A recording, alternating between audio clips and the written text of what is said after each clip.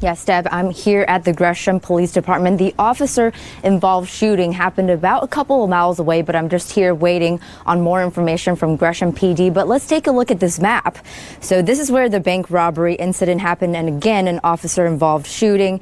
We're here waiting on Gresham Police to give us more information. They told us they should be here in a few minutes, maybe by 6:45, and as soon as we get more information, we will update our website, katu.com, and our social media pages. I mean, I call it serendipity, whatever you want to call it. You know, something out there obviously was looking out for me. Mike Eddy is feeling lucky as he walks us over to his new home. Might not look like much to most people, no bigger than a garden shed. It's a little, you know. But for him, it's a lifesaver. I just kind of use this as a shelf until I get everything a little bit more, you know, organized. This is one of 20 pallet brand modular shelters at Vancouver's new Safe Stay community on Northeast 51st Circle. It opened on December 23rd, right before severe weather moved in. I used to have to sleep in my car. I'd have to be inside my sleeping bag with this over my face because it would get so cold at night. And I was always doing what I call dueling the gas light. So if my gas light's on, can't exactly just fire up the car and heat it up throughout the night. About 25 people live here now, but there's room for 40. Like Mike, most of them came from homeless camps nearby. Some of them even lived on this very city property before it became what Vancouver calls a supportive campsite. I have a 9-year-old, and when she looks outside and sees the snow, it's like, oh, this is great. It's snowing outside. But for me, it's been like, ugh. Jamie Spinelli is Vancouver's homeless response coordinator. She's here every day checking in on the progress, and she gets emotional when she talks about it, because this is something she's been pushing for, fighting for more than a decade as a homeless advocate and outreach worker. Sometimes you go to tent in the morning, make sure everybody's just made it through the night. You know, just put your hand out if you're okay. It can be scary. It's very scary. The Safe Stay community is operated 24/7 by the nonprofit Outside In. Spinelli says residents have access to services and stability they wouldn't have on the streets. This is the first one, and it's only been a few weeks, but Spinelli says she knows it's working. I've had some great conversations with just individuals about the things that they are now, just in a week, have been able to take care of, and they've got plans for themselves, and that's something that's also not super common when people are outside in these conditions. The hope is that these Safe Stay communities will be a stepping stone to permanent housing.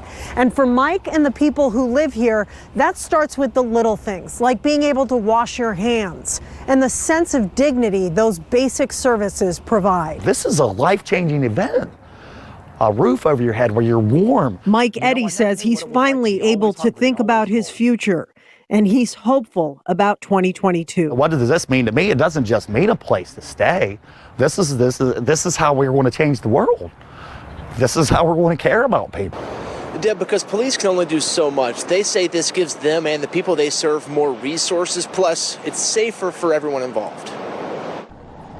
It's a unique partnership, a police officer and a licensed clinician.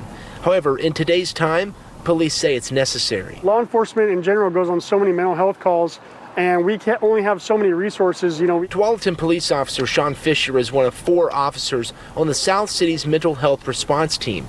It covers Tualatin, Tigard, King City, and Sherwood. Clinician Crystal Fisher rotates riding with each officer to 911 calls involving mental health concerns. They cover all 4 cities. We can get there quickly because they have the ability to get there fast if it's an emergency. There's also safety. They kind of make sure everything is safe, whereas I have the skills to do a mental health assessment and figure out what is needed in the moment. The new team supplements another mental health response team with Washington County deputies. The sheriff's office started the program 11 years ago.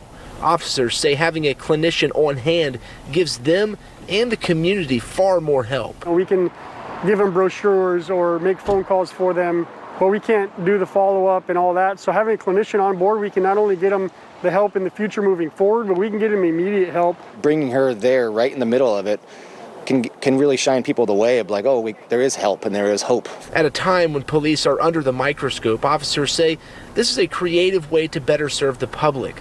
They all say this is a model to follow. I personally see moving forward that there should probably be a clinician at every police department, in the years to come.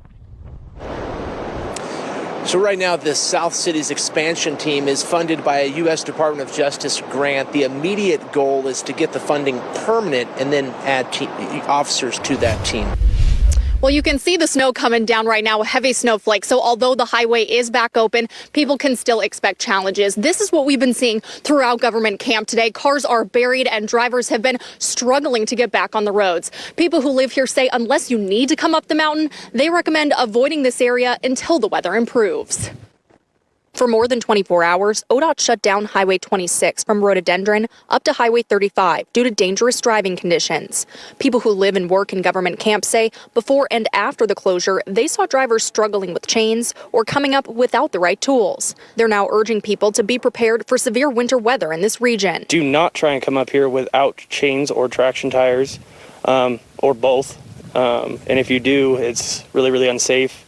Don't go over like 30 miles an hour. Keep it steady. Be very careful. Ski resorts like Timberline and Mount Hood Meadows shut down because there's just too much snow falling. Some Timberline employees tell us they're tracking conditions and getting ready for the days ahead. I work on the ski lifts. We went up there and woke them all up. Rest of the day, if people are going up, I'll probably try and catch a ride up and get a pine lap down. But other than that, I work out. I got a little home gym in my apartment. I have my wife and daughter up there. And so we might just stay cozy today. While a portion of Highway 26 is still closed, crews are working to remove trees. Passenger vehicles can take a detour from 216 to 197, but commercial trucks will need to go north on 197 to I-84 before connecting to Highway 97. Locals now have a warning for those who choose to park on the mountain during this time. We'll have more on how you should be prepared to drive through these conditions coming up tonight at 6.